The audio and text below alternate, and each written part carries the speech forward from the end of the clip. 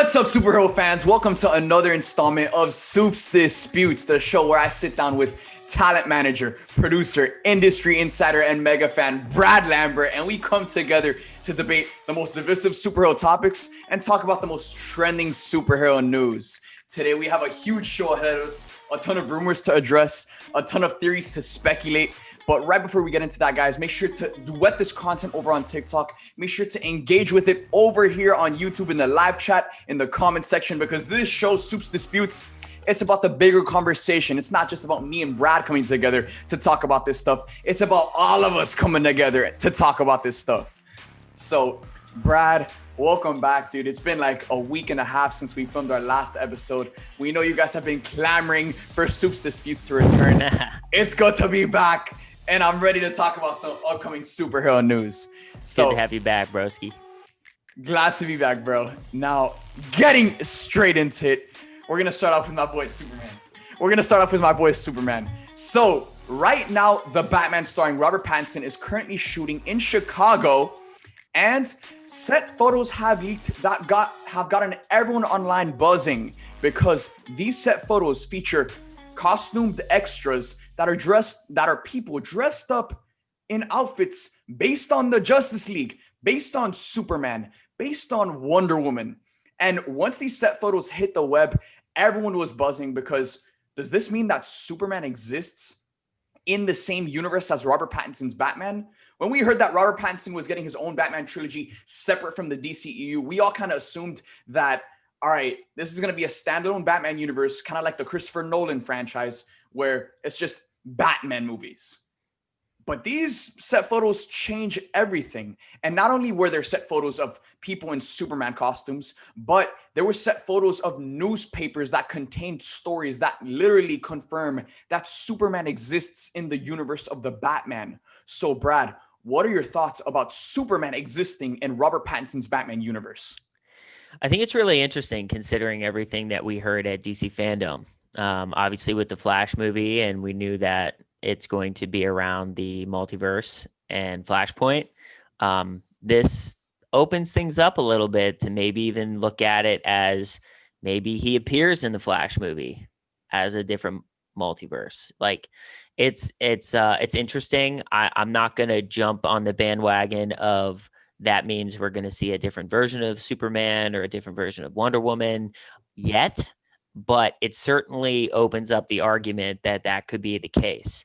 But with the multiverse obviously happening in Flash movie, which is also starting to film soon, I would not be surprised if this is how they kind of intertwine and have some fun with it.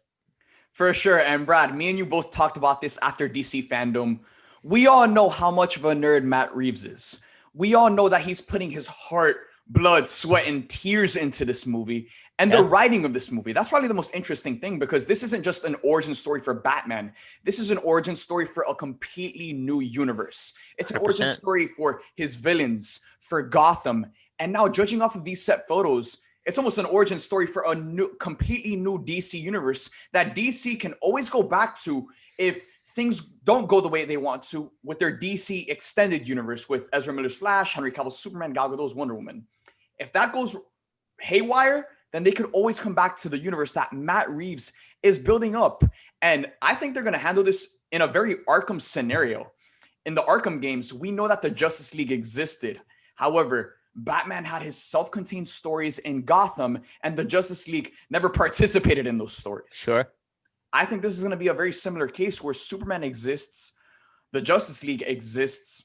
However, we're not really going to see them. But down the line, I think we will because with Robert Pattinson's Batman, Brad, you know how much I'm excited to see him play Batman. 100%. I think he's going to be the best Batman. And I said it before we even saw our first look at the Batman. And now I'm even more confident behind that statement. That trailer that we saw, he immediately jumped to my second favorite Batman, and that's right behind Christian Bale. Mm-hmm. So that says a lot considering that was a minute and a half, 2-minute trailer. I mean, the grittiness, the darkness of that trailer, just everything. It felt like Gotham. It felt like Batman. The brutality that he showed in that trailer. I'm excited, and I agree with you. I think he could jump to that number one spot rather quickly.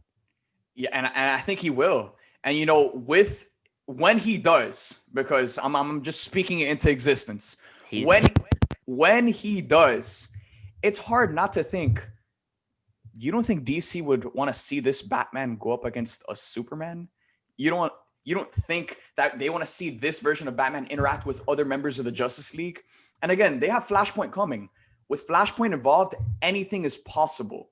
So I'm just so excited to see Robert Pattinson's Batman. And now knowing that Superman, we know Superman exists in this universe, it sets things up and it makes things very interesting Without question. for potential storylines that they can pursue with the future of this Batman franchise. Flashpoint allows them to cut corners, go Yeah. back, go forward, do whatever they need to do. So yeah, everything's on the table. So it's exciting to see that they have opened that up to include the Justice League and some of the more iconic characters. So we'll see what happens. Yeah, and dude, at this point, when I saw these set photos, when I saw the newspapers talking about Superman existing in the Robert Pattinson Batman universe, dude, my first thought was, can Matt Reeves just take over everything DC related? Can he? He may. Can he be the Kevin Feige of DC? Because the way this man is setting things up with one freaking movie is just so insane to me. It's so insane to me. It's in good hands. I'm excited with Matt Reeves. He's done a phenomenal job so far. And the very little bit that we've seen, you can see the time and effort that he's put in, and he's doing a lot of fan service. And I think we'll appreciate the end result. 1000%. So we talked a little bit about the Batman. Now we're done with the DC news for the day because there hasn't really been much DC news. But Superman is coming. You guys know how much I love Superman. Superman's coming. We know he exists in the Batman. But now it's time to talk Marvel. Now it's time to talk about the madness that's going down over at Marvel Studios, because it feels like every single week we're getting just major bombs dropped on us every couple days. After DC fandom, we said this. After DC fandom, Marvel said, DC, you want to play ball? Let's play ball. And Marvel's been dropping bangers every single week. And recently it was announced that Doctor Strange is confirmed for Spider-Man 3. Brad, this is something we talked about. Like, we never ruled this out. This is something we predicted. And now Doctor Strange is going to be in Spider-Man 3. And coming off of the news that Jamie Foxx's Electro is going to be in Spider-Man 3, they're doing multiverse, baby. They're doing multiverse. Hands down. Hands down. So, Brad, what was your reaction to the news that Doctor Strange is coming in Spider-Man 3? Man, is the multiverse. We talked about it. I think Strange is going to be a pivotal part of the MCU moving forward, not only for Disney Plus, but for the feature films. So having him involved, he's in New York, man. So it kind of makes sense that he would appear in the third Spider-Man film, especially because Peter's all by himself. Yeah. I don't necessarily agree with the rumors that he's going to be a mentor. I don't think that's going to be the case. I think he's going to play a part in this film, but I don't think he's going to take the mentor role. I think that's an easy cop-out and an easy way to phrase it, more so than he's just going to be there. It's easier to say he's going to be a mentor. So I'm not on that bandwagon yet. It also doesn't fit that character. Strange is very narcissistic as well. But he obviously, with the relationship with Tony, there was a soft spot there, and they connected. I don't see that with Strange. I don't see that happening. I think it's going to be a very butting heads relationship, which I think will make for a lot of fun moments, as we saw in Infinity War and Endgame. But I love it. I think it's great. I think it makes a ton of sense. As we saw in Endgame, when they went back in time, you saw Tilda Swinton's character, and they're there in New York. It's there. So it would make sense for them to appear, having the Ancient One in Endgame and now Strange in Spider-Man 3. And with the announcement of Jamie Foxx's Electro appearing in Spider-Man 3, you and I talked about this. We're like, we think it's the multiverse, but we need a little bit more before we put that stamp on it. And guess what? They gave us Doctor Strange, and here we go. So I'm excited, man. I think this opens up so many possibilities, which I know we're going to get to here in a minute. But I'm excited, man. I love the connectivity of these films. So just adding Strange into the mix. I don't care if he has 5 to 10 minutes of screen time. I really don't care. I think it's going to be epic regardless. It's still a Spider-Man movie, but just to have him there, it gives that MCU connectivity feel, which makes this, these films so amazing, is everything's connected. 100%, dude. I'm right there with you. I mean, when I heard this news, I was just I wasn't shocked because it's something I kind of expected, but seeing something and then believing something are two completely different things. And we saw it. It's confirmed. Doctor Strange is going to be in Spider-Man 3. And when I first heard this news, I was super excited because I love the idea of Doctor Strange and Spider-Man teaming up, going into the multiverse, potentially setting up the Spider-Verse, having Spider-Man see different versions of Spider-Man. I love that pairing, especially after Avengers Infinity War. Yep. Where we saw Tony, Doctor Strange, and Spidey all three team up to take down Ebony Maw. That was such a great pairing. That was such a great dynamic. And now that Tony's not around, it kind of makes sense for Doctor Strange to go to Spidey for help, or Spidey to go to Doctor Strange for help. It makes sense. But, when I also kept on reading the full report that Doctor Strange is going to be in Spider-Man 3, in the report, they specifically said that he's taking on the mentor role. And I'm with you, dude. I pray to God. I don't see it happening. That he does not take on the mentor role, because we've talked about this. Yeah. We've seen Tom Spidey go through that. He's been mentored. Tony Stark was his mentor. He learned from Tony. Well, here's where the mentor word can get blown out of proportion, right? A mentor is someone who is older than you and more experienced that you go to for help. Yeah. Doesn't necessarily mean someone that is holding your hand the entire way, right? Mm-hmm. So what I think could be the case, which makes sense, is everything hits the fan in this movie in the first 20 to 30 minutes, and Peter's panicking, and he's thinking of, what allies do I have? We don't know what's going to happen with Happy. We don't know what's going to happen with May. Tony's gone. So who could he possibly reach out to for assistance, right? We don't know where Banner is, I mean, I think that would be awesome to have him cameo in this film as well, because most of the time he's in New York, right? Yeah. So that would make sense.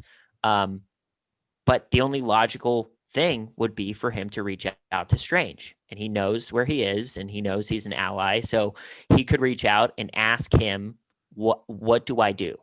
And Strange could tell him, and that could be the extent of the help. Like we saw in Ragnarok, where Thor went and saw Strange. They had a brief exchange, and that was it. But it was still very cool to have Strange in that film. Mm-hmm. So that's how I see it happening. I would like to see some team-up moments. That would be cool. But once again, this is a Spider-Man film, and they can't go too far one way or another, right? So we need that balance. But yeah, I mean, I'm not worried. I think it's going to be a great dynamic to add a nice wrinkle in that kind of script, and adding unique elements, obviously, that Strange brings. But yeah, I'm not going to get all into that. I don't see it happening, and it would be a mistake, to be honest. Because once again, the mentor was Tony, period. That was it. Yeah. We don't need other ones. We can have people that help Peter, which is great. Happy helps Peter. May helps Peter. Everybody has friends. We don't get anywhere in life by ourselves. Cool. We've established that. But yeah, I don't see the mentor thing for Strange. I think that was just an easy cop-out label to use for that story.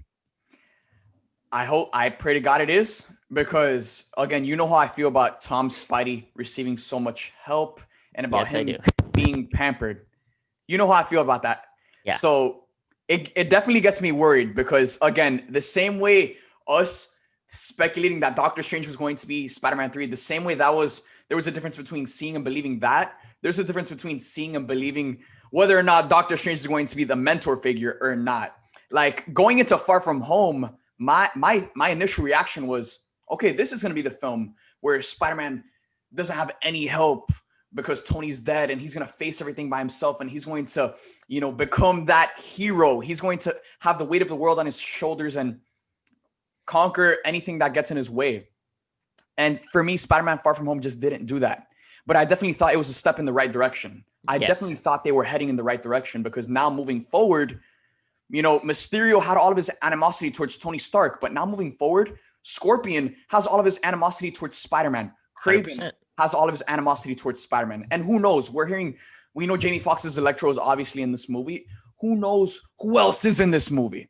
Well, what would also be cool, and this is something that Peter can't do flat out, is if there happens to be rips in the different dimensions, Yeah. like we saw in Into the Spider-Verse, where you and I have speculated, where we're like, it would be cool that the 4 snaps that happened between Infinity War and Endgame caused these rifts and these tears in reality. And this is where you're getting Electro and all these other opportunities. Peter can't stop that. It's not in his capabilities. So it would make sense that Strange is the one that has to deal with those mystical, weird shit, because he has the abilities to deal with that. Yeah. Having said that, it would make sense that Strange goes off halfway through the film to deal with these issues. And that's the end of Strange in that film, right? But that would make sense.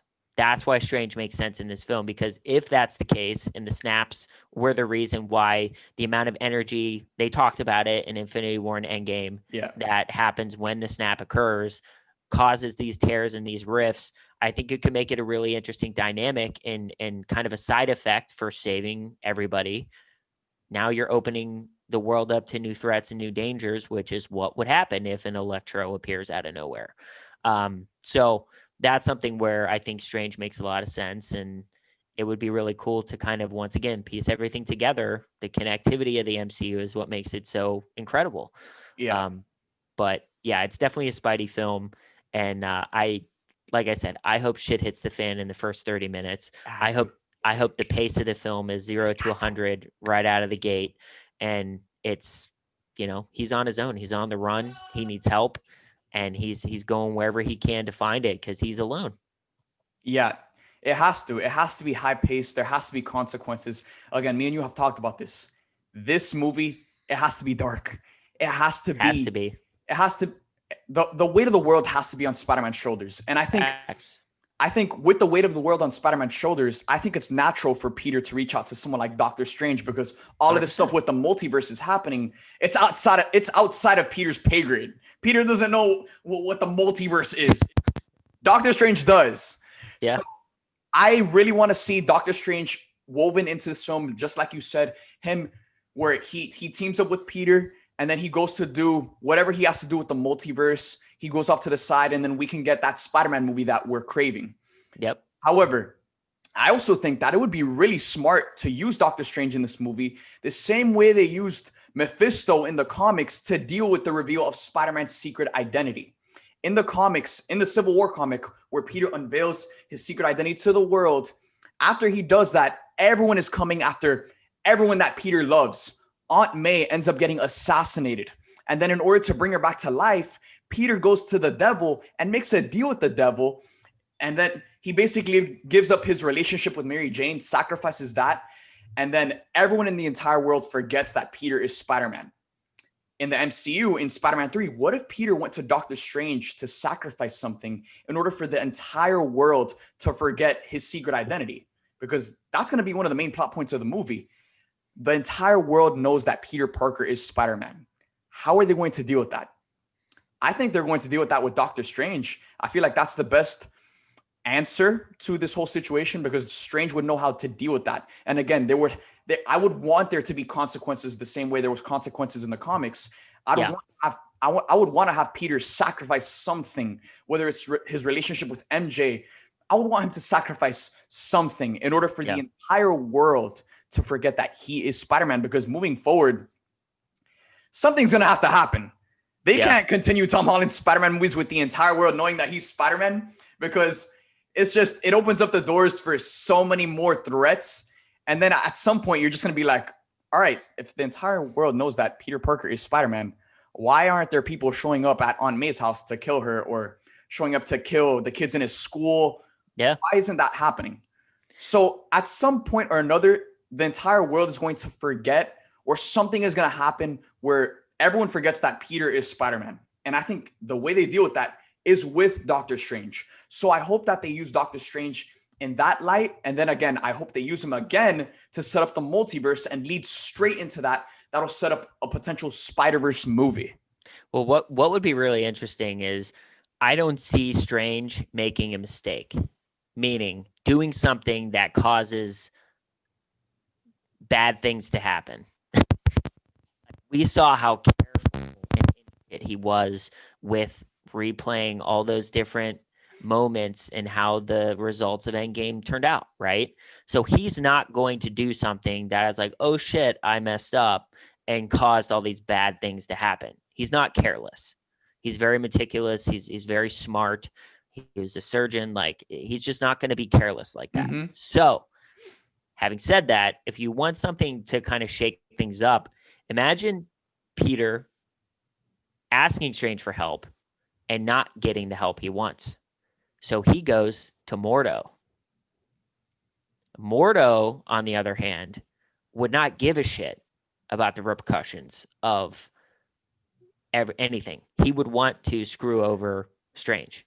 So that would be an interesting cameo as well, to have that happen. And obviously whatever Peter agrees to do with Mordo causes the rifts and the issues, and then Strange has to come in and fix it. And that would be an interesting dynamic as well. But once again, I don't see Strange being the guy who's like, oh, if you do XYZ, this is going to happen. I like that. To me, like I said, he's not going to be as careless as that. Mm-hmm. He's just not. So it's going to be interesting to see. I agree with you. It could be really crazy to see how something happens that wipes everybody's memory in a sense of Peter is Spider-Man. But at the same time, everybody knew Tony was Iron Man, you know, and he only got attacked, as far as we know, blew up his shit in Iron Man 3. So, yeah, it's an interesting dynamic, but I think if you're going to bring in Strange, I think you have to bring in that world, which would include Mordo, and kind of bad people on that side. Let's put it that way. Yeah, and dude, I'm so happy that you brought up Mordo, because I didn't even think about Mordo, because we know he's coming in Doctor Strange in the Multiverse of Madness. He's confirmed for that movie. Yeah, so, and we know he's bad now. That's another thing too. And also, he was very active with Spider-Man in the animated series. Exactly. They actually worked together. Mm-hmm. So I think it could be interesting to have that cameo. And Marvel's not going to reveal everybody who's in. They're just not going to do that. They'll give you little things here and there, but they're not going to flat out ruin the experience. So someone like Paramordo kind of makes sense. Would be interesting. Yeah, and that would be something that they don't announce. That's not going to be That's not going to be something that you hear in the news. Oh, Baron Mordo confirmed for Spider-Man 3. If they do Mordo, that's something you're not going to hear. He's just going to pop up in the movie, do a deal with Spider-Man, and then everything gets whacked into madness. Hey, what did he say at the end of Doctor Strange? He said, the bill comes due. Yeah. And he's going to be the one to bring the bill. I'm telling you right now, because he went after the one guy, right, at the end of Strange in the end credit scene, killed him. So we don't know what the hell he's been doing since Strange. Mm-hmm. So, like, he could have, obviously gotten more powerful and delved deeper into the dark side of that world and the magic and things that come with that, right? So he could be a very big threat and a very big component into not only Spider-Man 3, but potentially WandaVision, potentially, obviously, the Multiverse of Madness. Like, he's not going to be an ally. We know that. Yeah. That's established. So having said that, he's going to be a villain of some kind or an adversary. Mm-hmm. So, okay, he's going to be the guy to shake things up, and not in a good way. Definitely not in a good way. And again, we don't know what Mordo's been doing for the past 6-7 years. Yeah. He could have been killing wizards this entire time, just gaining more of their powers. And then now he's just this powerful being that's ready to screw over Strange, the Sorcerer Supreme. Yeah. And again, unlike Doctor Strange, who is one of the smartest people in the MCU, Mordo is more experienced than Strange. This is true. Mortal is more experienced in that entire world. When we talk about the multiverse and, you know, that whole spiritual realm that Strange deals with, we kind of always look at Strange as the guy as like, all right, this is outside everyone's pay grade. Let Strange do his thing. But Mortal is so deep into that world that he puts Strange's intelligence to shame when it comes to dark magic and just magic. He has more experience. He has more experience. But the other thing too, Peter is prone to screw up and also trust people, right? Exactly. So it would make sense for Baron to appear as an ally in a time of need. Oh, I'm friends with Tony Stark. Like, who knows? Like, he could appear as anybody, like visually, right? Yeah. And he could appear and be like, oh, I'm friends with Tony Stark, or oh, I'm friends with Bruce, or whatever. I'm here to help you get through this trouble. Do X, Y, Z, and it'll, blah, blah, blah. Like, it could, and Peter being prone to over trusting people, he could trust Baron and not know that he's dealing with one of the dark wizards, dark sorcerers in this time. And he could be the reason why the multiverse cracks open, and it could be wild, honestly. Dude, like, what if he shows up as Strange, like posing as Strange? That's the other thing too, is that, I mean, he has the ability to do that. That's like, with those abilities, he can literally do anything. So appearing as Strange, appearing as, I mean, I would say Tony, but he's not going to do that. But like appearing as May, as Happy, as whoever, just to ID this kid as an opportunity to get back at Strange and the Sorcerer Supreme and the Ancient One, etc. Like, he has the opportunity to fuck over everybody, and he's been waiting for 7 years, as you said. So he virtually crafted this plan and just been sitting back and watching the whole thing unfold. 100%. So, man, I love that we have this conversation, because going into this, when we heard that Doctor Strange was going to be in Spider-Man 3 and hearing what are going to be the repercussions, what's going to happen, no one's talking about Mortal except us. So guys, make sure to hop in, join the conversation, because these are powerful conversations that could very well happen. This could be the tipping point that sends the multiverse into madness. And again, with the multiverse involved, with Spider-Man involved, it's hard not to think that they're going to bring together the other two Spider-Man and assemble them with Tom Holland's Spider-Man. When we heard that Jamie Foxx's Electro was going to be in Spider-Man 3, everyone lost their minds, because the idea that they're going to bring back Andrew Garfield and Tobey Maguire wasn't a pipe dream anymore. All cards were off, all bets were off. And now the fact that Doctor Strange is in Spider-Man 3, even more bets are off. Now this seems like an actual possibility. This almost seems inevitable at this point, that at some point they're going to bring together the two other Spider-Man and assemble them with Tom Holland's Spider-Man. So rumors have been circulating. And again, I want to make this clear. These are just rumors. These are just speculation. Nothing confirmed. And people have been talking about it so much that Sony executives even addressed the rumors by confirming that Andrew Garfield and Tobey Maguire, their involvement in, or whether or not they're going to come back, is not confirmed. However, just because they said it's not confirmed doesn't mean it's not going to happen. They could have come out. True. They could have come out and flat out said, "We're not even having those discussions. Like, that's not even in the realm of possibility." But they didn't. And again, if a Sony executive is asked in an interview, "Oh, are you going to bring back Andrew Garfield and Tobey Maguire?" They're not going to say yes. No. They're going to make that announcement on the grandest scale 100%. And get the entire world buzzing about it, because it's going to be the biggest announcement, in my opinion, in superhero history, in superhero news history. But also, it is the biggest thing for Sony. Yeah. Flat out. Like, we're not talking Marvel. This is Sony IP, right? Mm-hmm. So it's they're driving the ship. So for them, they need to do this the right way. Yeah. So they aren't going to just blurt out the fact that Toby and Andrew and whoever else is coming back. They're going to do everything very meticulously. Rumors were said that we're going to get our first look at Spider-Man 3 in December, supposedly, right? Mm-hmm. Amazing. But whatever they're planning, it will be done where social media content is created to be blasted out. It's not going to be a Deadline article like Strange. Yeah. It's going to be something massive, so over the top, so produced that it's it is just going to go viral and break the internet in a good way, right? So yeah, I don't expect anything to be done half-assed in regards to those guys. Dude, I wouldn't be surprised if they put an event together just for the character of Spider-Man. We have Miles Morales that's coming out. They could talk about the future of they could talk about the future of Spider-Man gaming. They have Into the Spider-Verse is on the way. They could talk about that and the development on that project. Again, we're getting our first look at Spider-Man 3 in December, so they could talk about that. Jimmy Kimmel also CCXP is in December. And obviously it's not going to be an in-person thing due to coronavirus, but they're going to have a digital kind of thing. Experience. So that makes sense for a potential release for not only Spider-Man 3 content, but CCXP is a big get. So all the studios generally pitch in and throw stuff out there.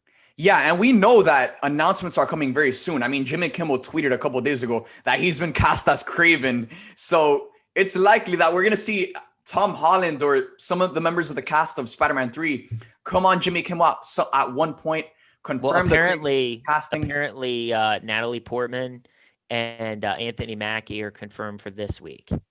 So people are already speculating that potentially Thor 4 something, and obviously Falcon and the Winter Soldier. So, I mean, it is going to roll out here in the next few weeks, months. I mean, we're almost at the end of October already, which is crazy. But yeah, it's here's the thing too. We've also had rumors that they've casted Miles in the MCU. Yep. Which is a big deal as well. Mm-hmm. So nothing super confirmed on that end either. So I think we're all just kind of speculating, and I think Sony and Marvel are trying to kind of control the craziness that is surrounding this with all the fan art and the articles, and just trying to get people to chill out, because it is getting insane. Yeah, because this event would be historic. It really would. Yeah. I mean, there's no other way to say it. Toby was loved. Andrew was loved. You throw in Miles Morales, it's going to change the MCU in the best way. I mean, like, there's a lot of good things that come out of this, but what's great about what we have moving forward, we have Spider-Man 3, we have WandaVision, and we have Multiverse of Madness. They have plenty of opportunities to sprinkle in things because it's all connected with what's coming up. Mm-hmm. Everything's connected. Yeah. Like, everything's connected. So whether it's Falcon and the Winter Soldier, I mean, the blip was across every film, every character, right? Mm-hmm. So it wouldn't be surprising if whatever happens in Spider-Man 3 or whatever happens in WandaVision directly impacts everything else. And now that we have the Disney Plus series, that's a legitimate thing. Changes everything. It does. Mm-hmm. So like when we watched Far From Home and they were talking about the blip, whatever happens in WandaVision or Loki or any of those other fantastic Disney Plus shows will directly impact the films. Directly. And that's the thing, that this is all connected. There is a plan behind all of this because it's connected. They can't just come out and make a random announcement that wasn't planned.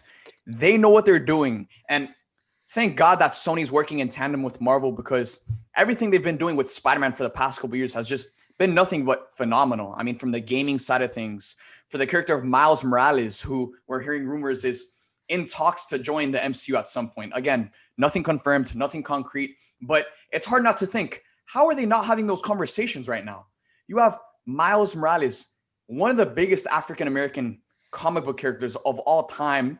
He was beloved in Spider-Man Into the Spider-Verse. He has his own game coming out literally in less than a month. So the character is being more and more popularized. So it's hard not to think that they're not having those conversations. That's no mistake. That's no mistake. It may not be directly connected, but there is a method to the madness. Yeah. Yeah. Especially with Into the Spider-Verse, that film. Mm-hmm. It won an Oscar. It was incredible. The second that was successful, I guarantee you talk started of maybe we should do a live action. Maybe we should play around with the multiverse, you know?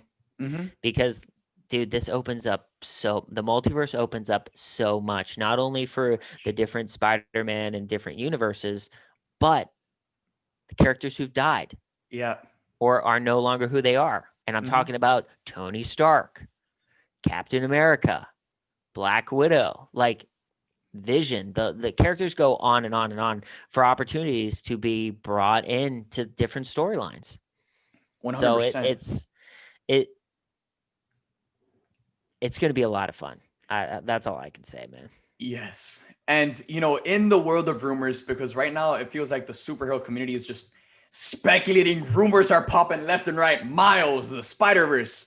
A new rumor has dropped that Sony is in talks and they may be interested in continuing to dive deep into their multiverse in a very similar way that DC is doing, and continuing to make movies for Andrew Garfield's Spider-Man, for Tobey Maguire's Spider-Man, beyond the team movie that we know is inevitable at this point. So, Brad, what are your thoughts on Sony potentially continuing the stories and continuing to make movies for Andrew Garfield's Spider-Man and for Tobey Maguire's Spider-Man? Look, once again, once you crack open the multiverse, anything's on the table. And the fact is this: Tobey was loved and Andrew was loved. So both of those storylines got cut short for whatever reasons, right? So there's still stories to tell with Tobey Maguire's version as well as Andrew Garfield's version. Having said that, we know Tom is the Spider-Man of the MCU. That's not going to change if they decide to make a Spider-Man movie with Tobey Maguire or Andrew Garfield. Once the multiverse is established, this makes a ton of sense. I'm not saying make 50 movies of Tobey, but like if you crack off one, maybe two, depending on how they perform. Yeah, just to close off his story. Yeah, make one. But that one film can be a solo film, but also have direct implications and complications to the wider multiverse, right? So that's the whole, if it's a connected story between these solo films, so you have Andrew Garfield's solo film, you have Tobey Maguire's solo film, and everything is tied together, that leads to the bigger team up, which I think is inevitable sooner rather than later. I would love to see it. I would love to see Sam Raimi come back and direct. I would see, was it Webb? Mark Webb.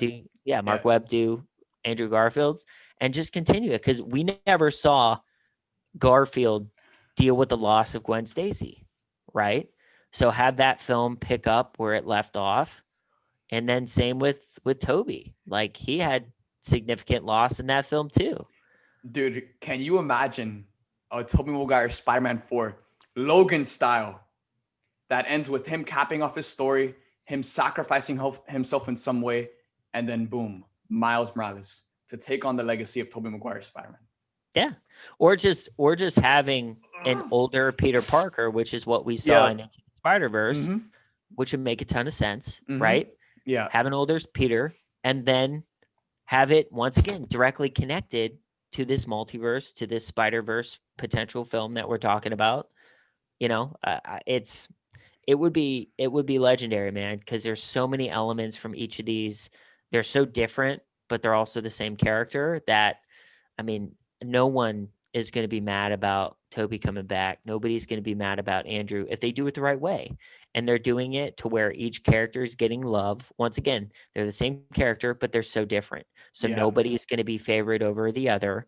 And then having them all together, dude, having Tobey, Andrew, Tom, and whoever Miles is on screen together would just be unreal. Like, it would just be so freaking cool.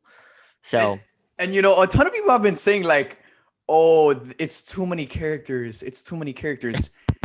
Have you seen Into the Spider-Verse? Have you seen Endgame? Like, exactly. Endgame and Infinity War. Infinity War. One of the greatest superhero movies of all time. The majority of superhero fans have it on their top 5. Bro, best even superhero films of all Avengers. The first Avenger film. Yeah. Like, that was unprecedented what they did with all the characters in that film. Exactly. And then the Russos leveled up to Endgame, which had too many to count. Yeah, like, people really like to default when it comes, especially when it comes to Spider-Man. They like to default to movies like The Amazing Spider-Man 2 or Spider-Man 3 that weren't fan favorites, and, you know, everyone's excuses because they had just so many characters, had so much crammed into it. That wasn't the issue. The issue was the execution on everything that was going on in those movies. Because when the execution is done right, when so much is going on in a movie, we've seen the repercussions of that. We've seen Avengers Infinity War. We've seen Spider-Man Into the Spider-Verse that introduced Miles and then all of the other versions of Spider-Man. Yeah. And, On and top, more. on top of Prowler, on top Yeah. of Kingpin, on top of like the Scorpion, Doc Ock. They Everybody. did so much in that movie. Yeah. And it wasn't like, oh, they were building towards that. It was, no, they started off with that. Yeah. And it won an Oscar for Best Animated Film. So the issue isn't, oh, it's too many characters. And that's not a reason that people should be worried, because guess what? If there's anyone that knows how to deal with too many characters, it's Marvel Studios, the people, and Sony as well, the people that are making these damn movies. Yep. So I think it would be really cool to have interactions where Toby is talking to Tom, and the threat could be Edward Molina's Doc Ock. And obviously Tom Spidey hasn't dealt with Doc Ock, so he doesn't know what that's about. Mm-hmm. So Toby has to tell him, like, this is how I dealt with him. This is what you have to look out for. And same thing with Andrew Garfield. Imagine if Lizard comes back. Imagine if he comes back. Imagine if obviously Electro's coming back. So those conversations where it's like Into the Spider-Verse, where Miles didn't know any of these people, and older Peter and Gwen were like, hey, in my universe, this is how we dealt with them. This is how you did this. And they kind of taught him, and vice versa, Yeah. Toby's version hasn't fought Mysterio. Toby's version hasn't fought Vulture. So there are so many really cool just crossover opportunities that are just right there. And Brad, you know me, dude. I've been so freaking critical about Tom Holland's Spider-Man and how he receives too much help and guidance, and how he has this, someone walking his hand throughout his journey of being Spider-Man. But the only time I would be okay with something close to this is him receiving guidance from people who have faced the same issues as him. Yeah. From the other versions of Spider-Man. Who better than them to connect with Tom Holland and show him the ropes of how to be the greatest Marvel hero of all time? 100%. And I'll say this. Sam Raimi working on Doctor Strange, the Multiverse of Madness, I would be absolutely shocked. I'm sorry, but this is my opinion. I would be absolutely shocked if there is no connection with Tobey Maguire's Spider-Man in that film. It could be 5 seconds, but if there's not a reference or a cameo or anything of that nature, I would be absolutely shocked. It just makes way too much sense. Not only who's directing, but the premise of the film that he's directing is the multiverse. Yeah, there's no way. There's no way. So like that is my, like, if I were to put money on something, that would be my, like, I don't know what we'll get in Spider-Man 3. I don't know what we're going to get in the Disney Plus shows. But if I were to put money on anything, it would be the Multiverse of Madness. Same here. Like with Sam Raimi, the father of the Raimi trilogy, there's no way that there's not one reference, 1 ounce of just confirmation that Tobey Maguire's Spider-Man exists within the multiverse. They don't have to show him. They just got to show that the universe exists, whether it's with J. Jonah Jameson, whatever the case may be. Give us something that'll lead towards the future of, the 3 Spider-Man coming together, because I can't think of anything that would be more historic in the superhero franchise than to have 3 different generations of fans come together and assemble in theaters. I mean, we all know how hard the superhero, just the movie industry in general, has gotten hit this year.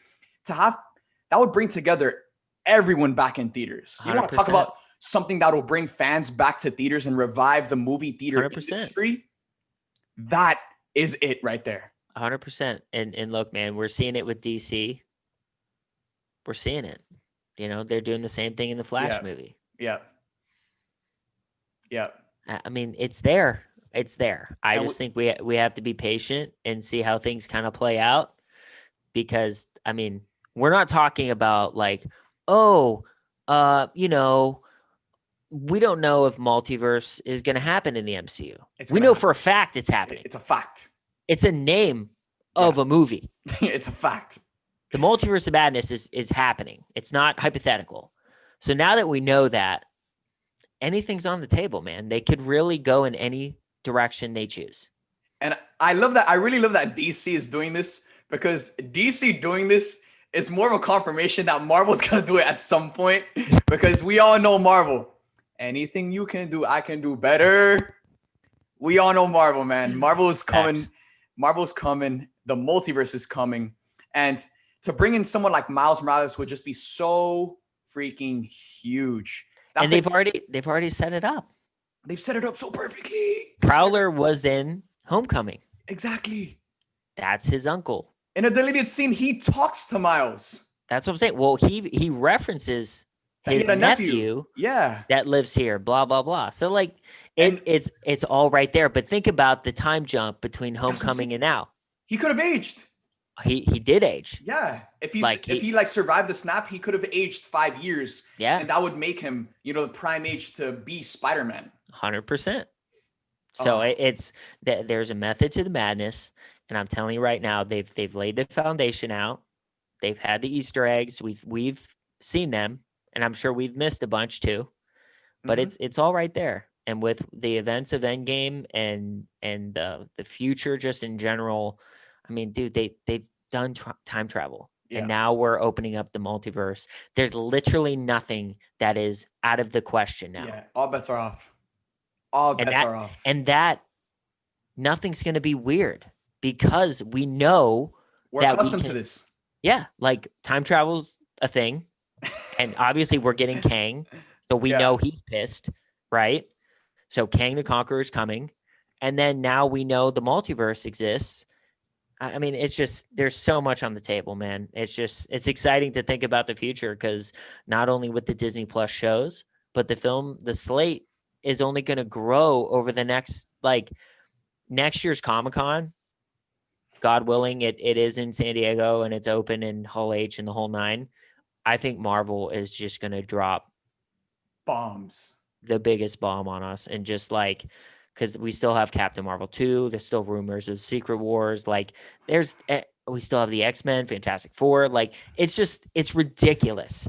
Dude, I saw, I forget the artist, but another artist did a Multiverse of Madness poster and it was a portal opening and it was Hugh Jackman's Wolverine. I mean, we've always wanted to see Hugh in the MCU. And now it makes sense. What better way, even if it's a one-off, but to have him be in a film as Logan, as Wolverine, it would just be historic. And then you have the Google search for Multiverse of Madness, which a lot of people have been posting. Yeah. It says Ryan Reynolds is going to be in the Multiverse of Madness. And that also makes a ton of sense. Yeah. And that's the thing, that we're all talking about the Spider-Verse because that's just what we want to see. But no one's talking about Hugh Jackman's Wolverine. No one's talking about Ryan Reynolds' Deadpool, Nicolas Cage's Ghost Rider. All bets are off. You know that they're going to bring in people from all over the place across the entire Marvel universe. Who knows? Wesley Snipes' Blade. All bets are off. All right. Anyone can come back. And that is the coolest aspect of having the multiverse. It is the ultimate fan service vehicle for them to do it. Yeah. And I'm sad because we're not going to see a Hugh Jackman, Robert Downey Jr. interaction yet, but we could still get that iconic Hugh Jackman. Imagine Hugh Jackman and Chris Hemsworth interacting. That would be sick. Yeah. It would just, I don't know. And it would be cool for Hugh Jackman, his Wolverine character, who's obviously had experience with the X-Men and mutants, to be the one that tells them about mutants. Yeah. To bring together a team of some sort. Yeah. And we've also heard rumors about the Quicksilver from the X-Men films, Evan Peters coming.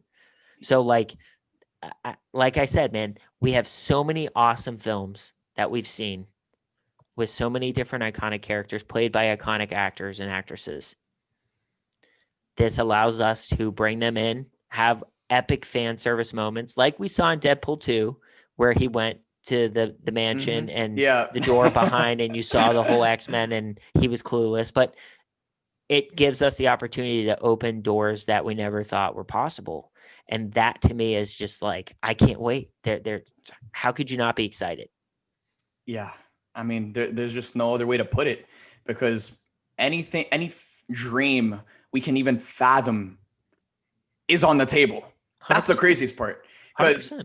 before Endgame came out, we all had our dreams about what we wanted to see in Endgame, and Endgame brought to life things we didn't even dream of or didn't even think of. But now with Multiverse, the most outlandish things we could even fathom are a possibility. So it's so nice to see Marvel just using the multiverse as a vehicle for fan service, because that's essentially what it is. And it's a vehicle that makes sense, where you can bring it together: Tobey Maguire's Spider-Man, Andrew Garfield's Spider-Man, Tom Holland's Spider-Man, and it's not outlandish. It's not stupid. There's a purpose behind it. It's not forced. Exactly. There's a reason behind all of it. I mean, look at Endgame, right? For example, Thanos was killed in like the first 10 minutes. Everyone was like, okay, how does this make sense? And then with time travel, he came back. I don't know about you, but I would love to see Josh Brolin's Thanos at some point down the line again. Yeah. He was just that good. Yeah. He doesn't have to be the big bad, but I would love to see him back at some point in some shape or form. Right. And in the comics, Thanos is that type of character where he's always coming back in some way, shape, or form. And with the multiverse, guess what? Multiverse, everybody who has died can come back. Yeah. And that's scary to think about, because Downey, Evans. Hey, look, like I said, all these elements with time travel and the multiverse, they can open up. We've talked about this. Yeah. This moment in the next big Endgame-esque Avengers film. All the heroes are down and out. The young Avengers are down and out. The mutants are in trouble. Fantastic Four is in trouble. How epic would it be if a portal opens and Downey and Evans and Johansson and all these epic heroes walk through that we haven't seen in 5 to 10 years? The fallen heroes. Oh my gosh, it would just be like, you want to talk about a moment that beats Endgame? Easily. Game over. Game over. And then you bring in Tobey Maguire and Andrew Garfield and all the different Spider-Man. Like, come on, dude. Like, give me a break. I'm getting sweaty, bro. I'm getting sweaty. Getting sweaty thinking about this, dog. That's what I'm saying. But like that's everything's on the table. Everything is on the table. And now moving forward, I want to look forward to the Miles Morales video game. T minus 20 days. Jesus Christ, it's right around the corner. And as this game is right around the corner, we've been getting looks here and there from Game Informer showing pieces of gameplay. Miles versus Rhino, free roam gameplay. Miles and Spider-Cat. Miles and Peter fighting alongside each other. And Brad, wow, it looks like they took everything that was great from the first game and just made it 20 times better. The graphics look insane. The gameplay looks so smooth. And because Miles has more powers than Peter, and that he has, the electricity, he can turn invisible, I'm more excited to play as Miles than I was for Peter when the original Spider-Man game was coming out. So 100%. What are your thoughts on everything we've been seeing from Miles Morales as the game is about to release? I think a lot of people shit on it when the rumors came out that it was coming, and they dropped that first trailer and everyone was like, oh, it's just a spinoff. Oh, it's crap. Like, it's going to be garbage, whatever. Man, they were not playing games. And with the power of the next gen consoles, it looks phenomenal. It looks unbelievable. And then the gameplay is going to be that much better. You can see the difference in the web swinging in the footage that we've seen with Miles. It's less fluid, like it's more janky because he's not as comfortable, obviously, as Peter, who's been doing this forever.